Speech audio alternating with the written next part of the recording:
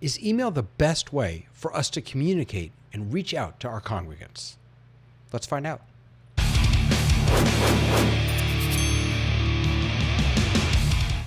Hey everyone, David Paskin here. How you doing?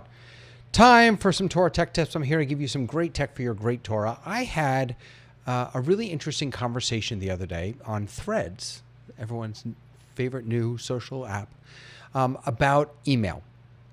Now, I want to start by saying I live in email. If you want my attention, don't text me, don't Facebook chat me, don't anything me, certainly don't call me. Email me. That is the best way to get my attention. It's how I know who I need to respond to, who I haven't responded to yet. I'm going to pull up my comments, make sure I'm not missing anything. Email, I love email. I live in email. And I'm pretty convinced that it's not what Jewish communities should be using to connect with their congregants. And I want to offer two reasons why. And then I want to hear what you think, either in the comments or just hit me up an email. All right, first reason. Email primarily is one way. It's me sending something out to you. Now, yes, of course, you can respond to email, but not all email.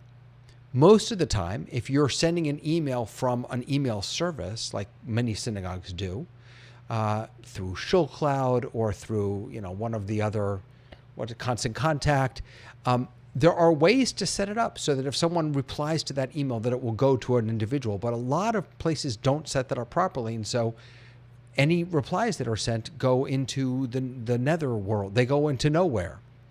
And so it's a one-way experience. It is not at all really about conversation.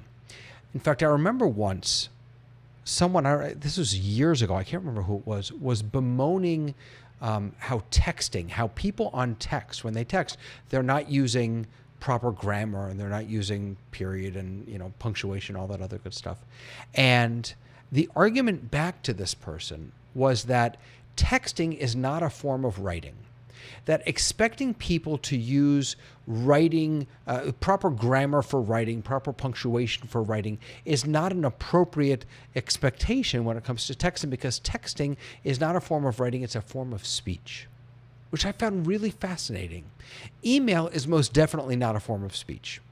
It is a form of writing, I would argue, which is why when I'm writing an email, I do pay attention to grammar and punctuation. When I'm doing a text, I don't necessarily.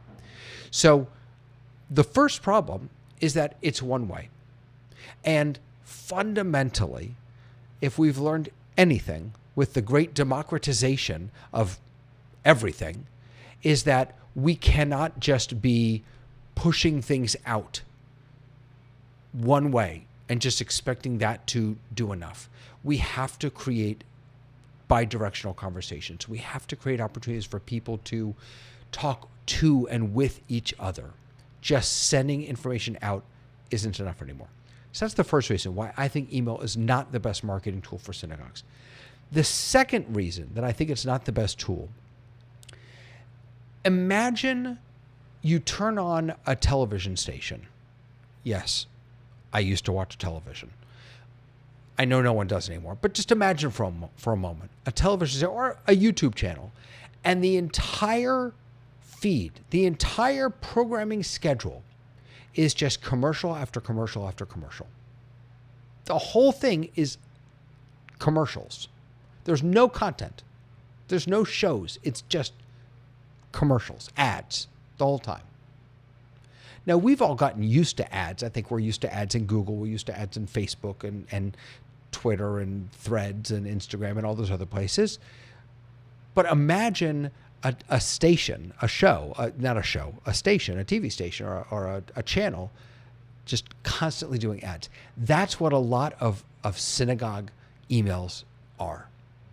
That's what they are. They are simply ad after ad after ad. It's come to this program, come to that program. Did you know that we have services Saturday night? Do this, donate here. And all that information is vital and important. But they're also ads. It's not offering anyone anything of any value.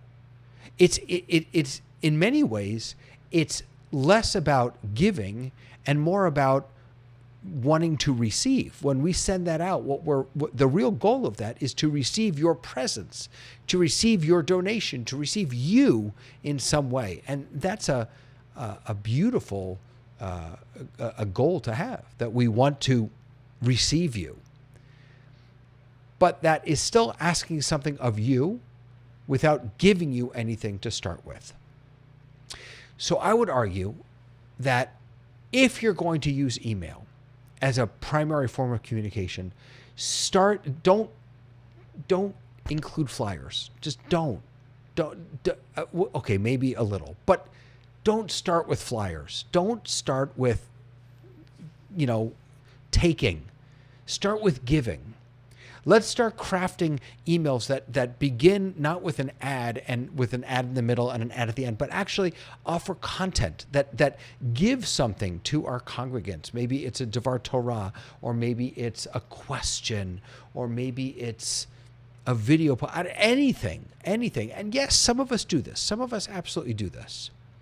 I think another question is what we're offering relevant to our readers, right? Is it something that they want?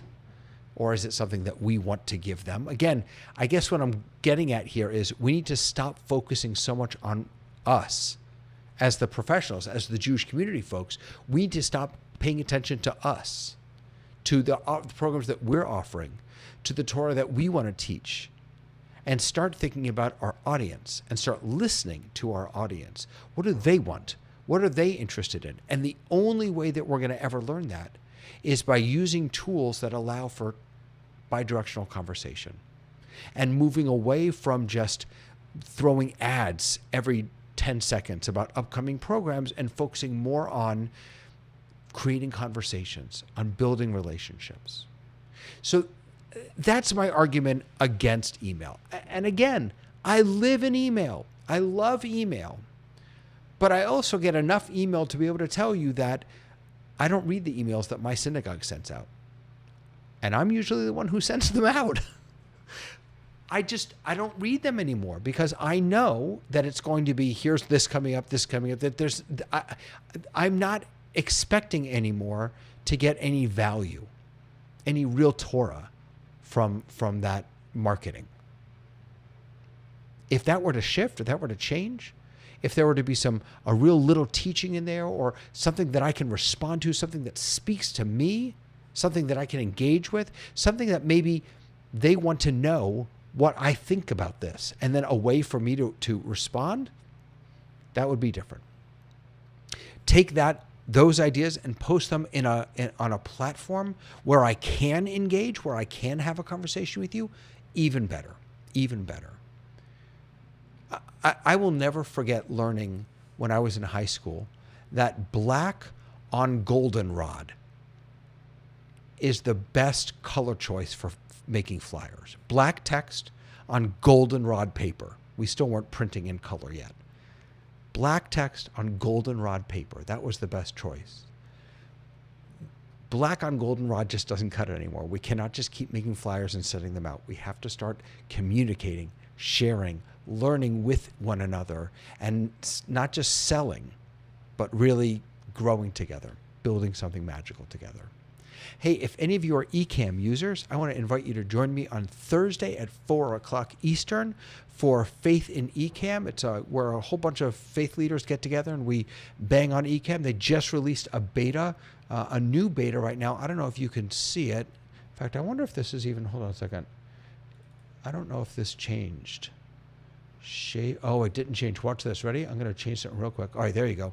So now you can see how the color is kind of moving around a little bit around the border. Yeah, that's new. So there's new things to play with in eCam. I keep bumping my mic. Sorry about that. New things to play with in eCam. So come on by 4 o'clock on Thursday. And if not, I look forward to seeing all of you again on another Torah Tech Tips. Have a good one. Bye.